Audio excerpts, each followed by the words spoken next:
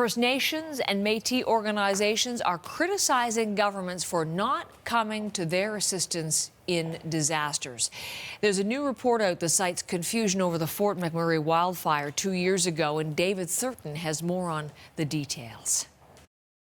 This study took over 2 years to complete, and the authors found that largely Indigenous communities were neglected during the Fort McMurray wildfire response. Researchers produced a written report and a documentary, and they spoke to key Indigenous leaders. Quickly realized that they have no plan for the surrounding areas.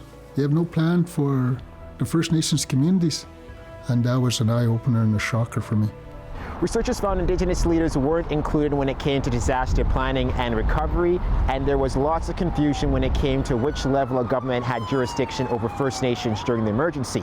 There was a major breakdown of communications, but it's almost not a breakdown in the sense that there were no real established relationships between the regional municipality of Wood Buffalo and the surrounding Indigenous communities, both the Métis communities in the rural hamlets and the First Nations.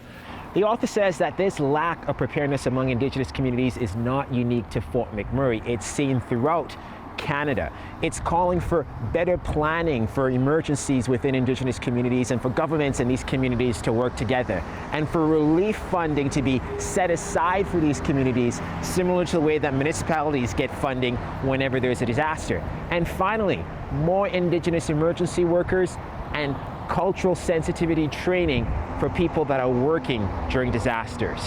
David Thurton, CBC News, Fort McMurray.